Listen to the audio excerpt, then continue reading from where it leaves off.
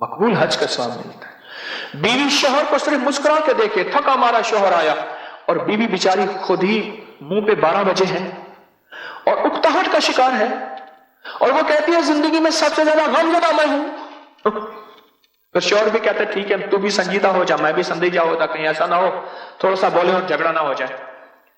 अगर वो मुस्कुरा के देखे, हाय हाय हाय हाय, फरमाया जन्नत की एक हूर है उस बीवी को जो अपने गमों को भूल के सिर्फ मुस्कुराए और मुस्कुरा के देखे कि ये शोहर बाहर का मारा, गमों का मारा, दुखों का मारा, पता नहीं नजरों को बचाता हटाता, जैसे भी मेरे पास आया मुस्कुरा के सिर्फ देखे, मुस्कुरा के बोले। और कितने बदकिस्मत शोहर हैं जो मुस्कुराहट को आज तक तरस गए हैं।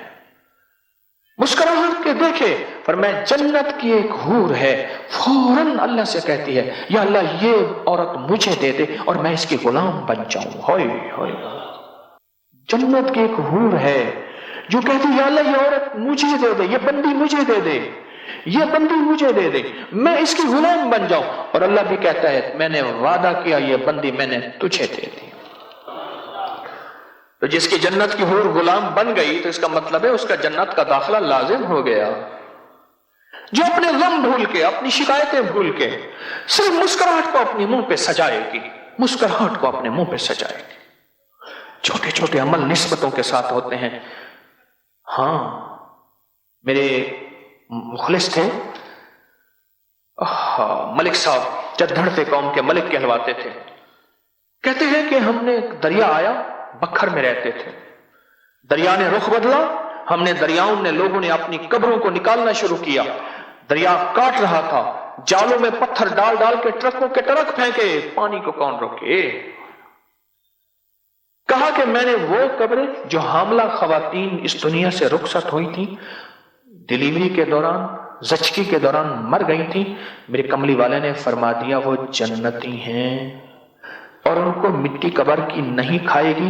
कहा कि मैंने बेशुमार कब्रें मुंतकिल की। जो औरत दौरान हमल मर गई थी मैंने उसकी कब्र में मैयत के बुलिया असी मरना ना ही गोर पिया कोई होर। ये वादे हैं, अल्लाह ने घर बैठे औरत को ये वादे दिए हैं, निस्बतें हैं। फौरन एक जन्नत की हूर लपकती है, लपकती है। घर बैठे बच्चे ऐसा काम करते दिमाग खराब कर देते हैं, बच्चे ही सबसे पहले। फिर घरदार खवातीन की अपनी तन्हाइयां होती हैं, जो बाहर फिरने वाली है वो तो अपना गम गलत कर बैठती है, उनकी अपनी तन्हाइयां होती हैं। सारी शिकायतें भूल के मुस्कुराहट दे कि गमों का मारा। हाय हाय, हज़रत रज़ियल्लाहु तआला फरमाते हैं कि मेरी बीवी जब मुझे देखती है मुझे पाक कर देती है, मुझे पाक कर देती है। क्यों? कि मैं बीवी के जरिए ही तकवा पा सकता हूं। बड़ी गहरी बात है, बड़ी गहरी बात है। बीवी के जरिए ही तकवा पा सकता हूं, बीवी के बगैर तकवा नहीं पा सकता। एक शख्स ने आके शिकायत की अमीरुल मोमिनीन की खिदमत में, अमीरुल मोमिनीन मेरी बीवी मुझे मुस्कुरा के नहीं देखती, कभी मुस्कुराहट नहीं दी। फरमाया अगर मुझे हुक्म होता मैं दूर से उसकी खबर लेता कि वो अपने शोहर को गुनाहों की तरफ, और फरमाया क़यामत के दिन ये पकड़ी हुई होगी और पूछा जाएगा कि बता इस पे जुर्म तेरा था इसका नहीं था। बड़ी बारीक बातें हैं, बड़ी बारीक बातें हैं।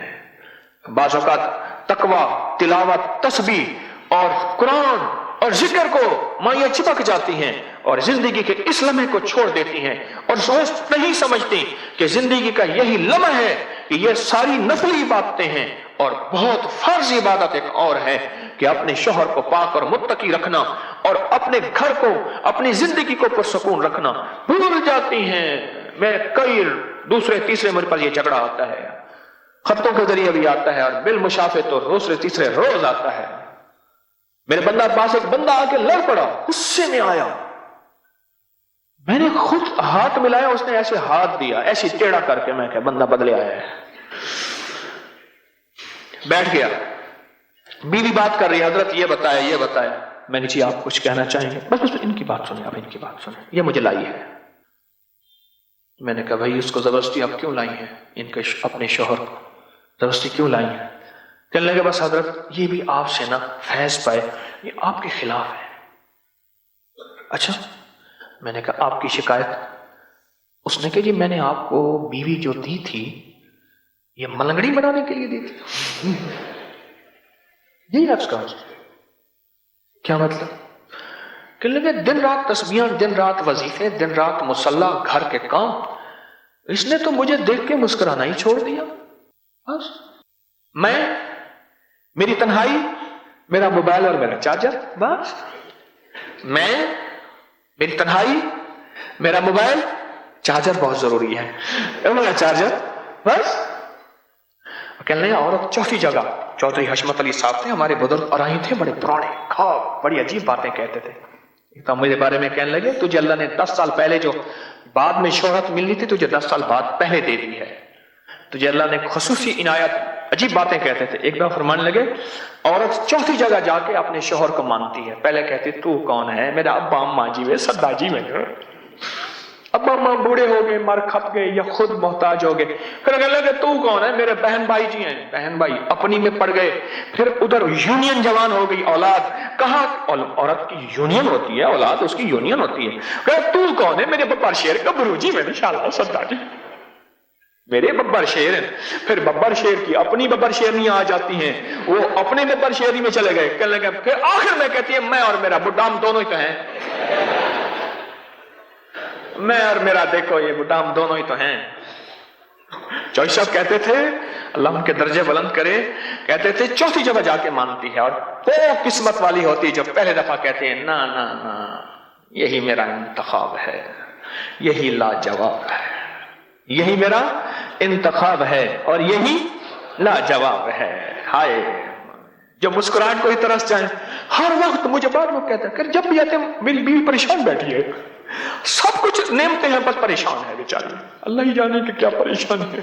زندگی تو حالات کا نام ہے، پریشانیاں تو زندگی میں بندہ سوچتا ہی رہتا ہے، آتی جاتی رہتی ہیں. اور بندہ اپنی زندگی سے مسکراہٹ نہیں نکال لے اور ہور کے وعدے کو ہی چھوڑ